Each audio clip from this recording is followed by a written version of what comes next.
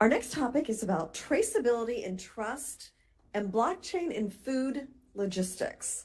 In fact, blockchain's applications go well beyond finance, with critical implications for food logistics and traceability and safety, actually. So in this fireside chat, we will hear from Bernhard Kowatsch of the UN World Food Program and Diana Barrero Zalles from GBBC. So let's welcome our speakers. They make their way up to the stage.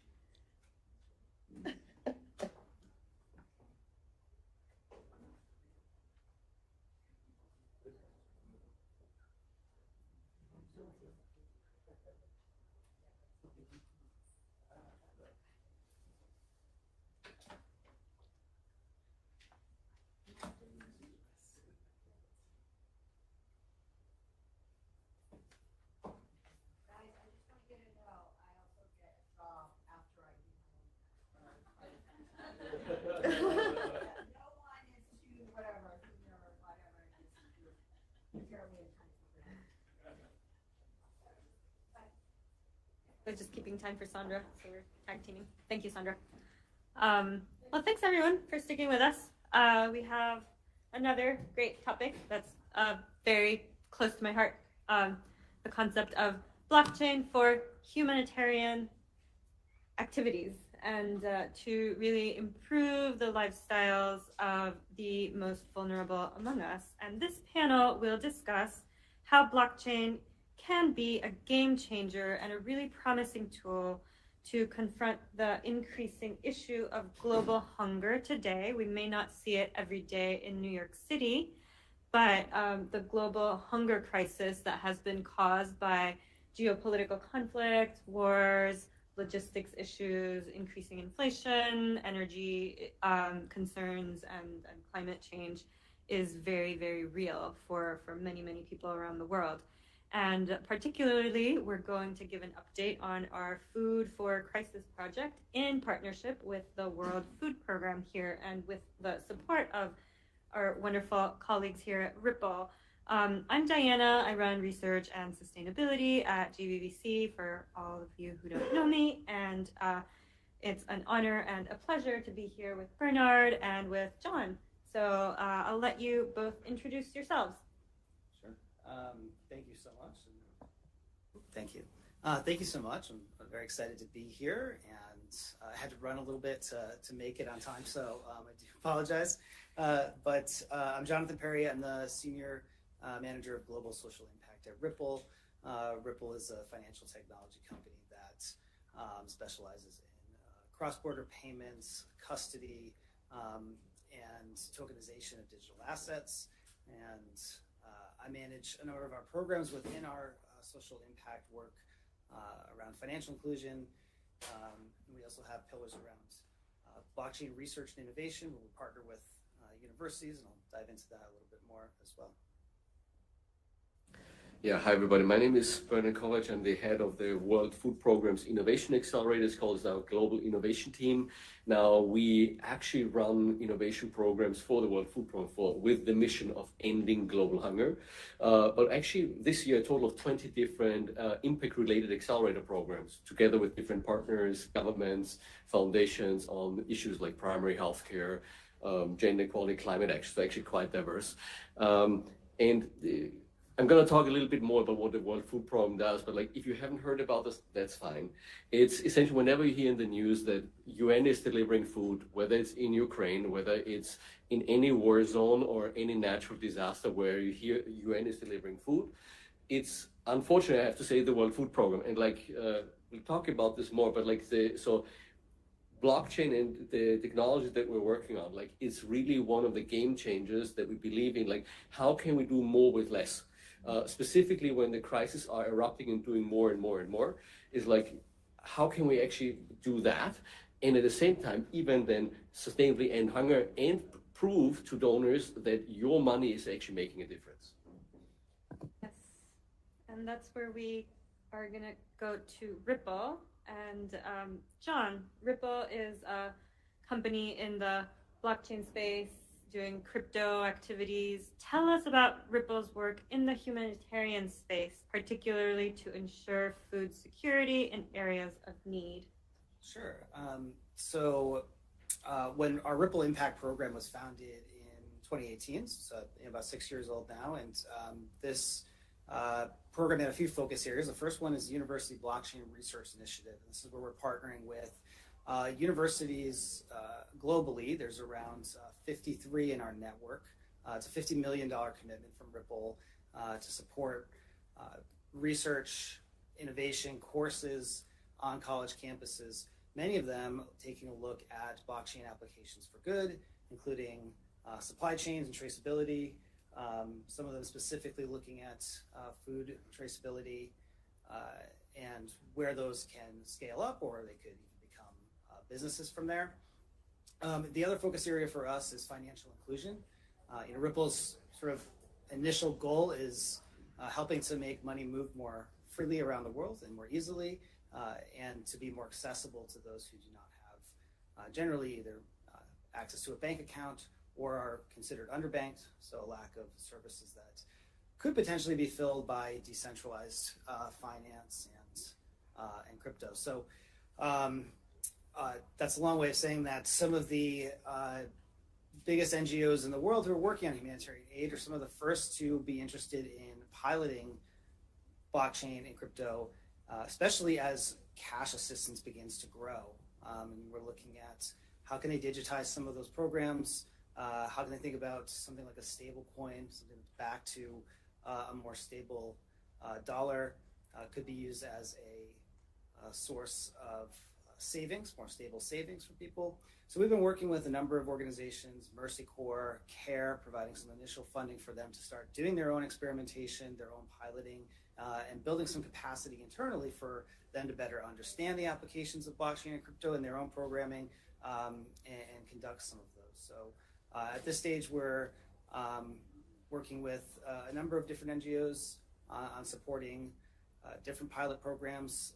With our work with Mercy Corps, we primarily work with their venture side, and that's really exciting because they're working hand in hand with some fantastic entrepreneurs in emerging markets who are building some of these solutions themselves, and they're doing the vetting and the piloting of that technology with them. So there's a lot going on, but that's where we're focused.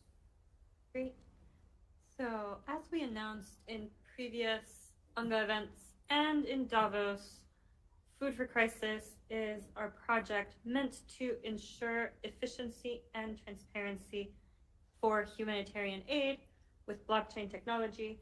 We are working to build an open source infrastructure to track and trace funds from donation to beneficiary in all forms of money, whether it be in crypto, which is automatically traced through blockchain technology, or non-crypto, which includes fiat or any other representation of money through digital twins. We tokenize it and we trace it anyway. So that still provides the level of transparency. Bernhard, tell us, why is this important? What is the state of global hunger today? And how is the World Food Program using blockchain to improve that situation? Yeah, just for everybody here, like you may not be as much in like that part of the sector or the world. Like, so it's like right now, hunger, unfortunately, the last 7 years is on the rise. So it's like right now, up to 757 million people are considered hungry. That sounds bad. It's getting even worse when you think about people who are acutely hungry. So it's about 300 million people that are acutely hungry right now. So these are people that will be dying of hunger if nothing else happens. And that figure has gone up from like, 100 million people to now 300 million people from pre-COVID. So like, this is where, of course, and Diana, you mentioned this, like, wars, conflicts, effects of climate change, natural disasters, but then also most recently, like it's, economic shocks, fuel, food inflation. Again, when it's like, okay, if you can feel inflation when you go to the grocery store, what about people that are in developing countries in the global south where you have a low income? Like, so yes, you'll feel it even more, right? Now, this is where, in the grand scheme of things, if you say like what's happening, like the world has come together before to say we want to have a world without hunger. Right now, we are going in the complete opposite direction. Like, and you know, it's everything that you see in the news, essentially, besides elections, is actually, that's the type of stuff that also comes on top, right? The situation was bad, and then you have a war in Ukraine, then what's happening in Gaza, then what's happening in Sudan, then what's happening in Haiti. Like, so all of these things like add up together. Now, for the World Food Program, that really means like we are looking into every possible avenue of like, how can we be more efficient and effective in emergency response? So this is also like, I'm happy to see people in the room, like, you know, partners in crime, collaborators, and here on the panel, where it's like, okay, we need the best technology to make sure that every dollar that we get is most efficiently spent for the people that we're serving. And then also when it goes about sustainably ending hunger, whether it's like micro work online, connecting farmers to markets, we're actually working on a couple of pilots, and I'm not stealing the thunder of like Hesape, so don't worry, because it's gonna be up next. But like we are using blockchain technologies for cash transfers already right now, so where people can go into stores, purchase food with blockchain wallets, whether this is in Afghanistan, but whether this is in Ukraine. In Ukraine right now, we're actually using the building block system that some of you may have heard as a kind of a deduplication mechanism. So 60 different humanitarian organizations are using it, and by using building blocks, we've been able to identify $170 million of potentially duplicate transactions that didn't happen because of the blockchain. So imagine, like, so essentially blockchain enabled us to save $170 million that was used for more humanitarian aid for people. Now, this is the glimpse into what we are aiming to do with Food for Crisis, really, where it's like, and I think all of the programs, whether it's Hesape in Afghanistan, whether it's like other use cases, right now we're looking into different pilots, one more on like cross-border transactions, one more of in-country traceability of donations. But just all of you in the room here, like just imagine yourself, right? If you want to donate, you could sign a blank check and say like, hey, I'm happy I signed the check, that makes me feel warm and fuzzy.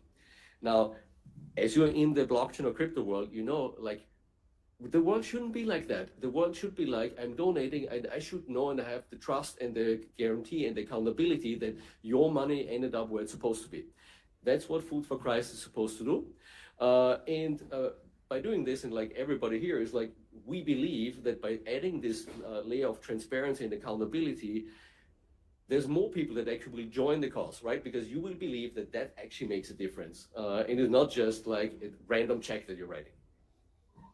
And with that, Food for Crisis is starting its piloting phase. And I will take it to John. Tell us about Ripple's own cross-border payment solutions, and how do you envision them benefiting this pilot with Food for Crisis? Sure. Well, you know, Bernhard touched on a few things that I think are just really critically important, and understanding where your money's going and be able to show that is such a game changer, I think, particularly in humanitarian aid and in international crises, where you're just not sure where your funds may have ended up since they're maybe moving so far, or what programs they're going to.